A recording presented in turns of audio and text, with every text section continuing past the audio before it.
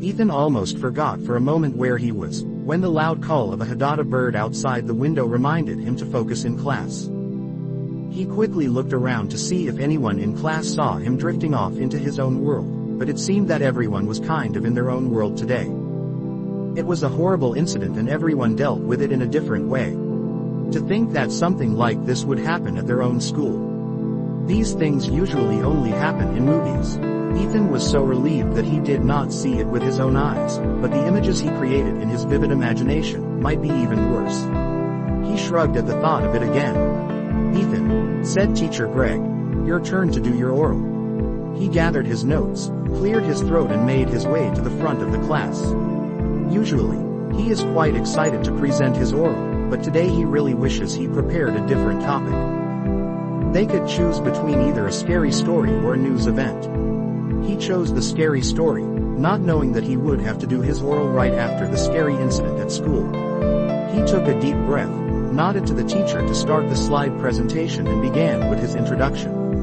He could feel himself rushing over the words to get to the end. Ethan thought that he saw some children wriggling uncomfortably in their chairs and heard the teacher clearing his throat a few times. A sigh of relief escaped his lips when he finished his oral with, "And that was the last time," they walked past the haunted house again. He hurried back to his desk, wiping the sweat from his forehead with the back of his hand. "You did great," his friend whispered behind him. Ethan just smiled. Math period was torture, and it was a double period as well.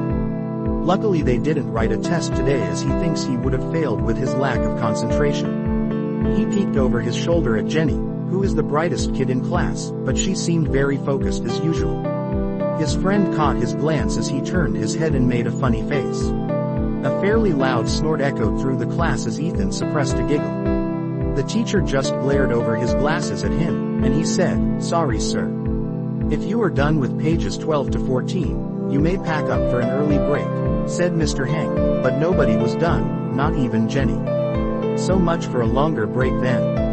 The rest of the day dragged along like a snail on a hot summer's day with no end in sight. At last the bell rang to free them all from a very long day and an even longer week.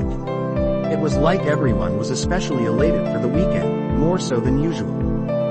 When he got into the car, he could hear his mother's hesitance to ask the usual, "How was your day?" question. It was as if she wasn't sure to ask, but realized that if she didn't it would be strange. Ethan decided to put his mom's concern at ease and said, "Pretty good, thanks Mom." It wasn't a lie, as it wasn't a bad day after all. Things are just not the same after it happened. At least it's only 1 month before the school holiday. Shortly after then, everybody would have forgotten all about the horrible incident at school during Halloween this year.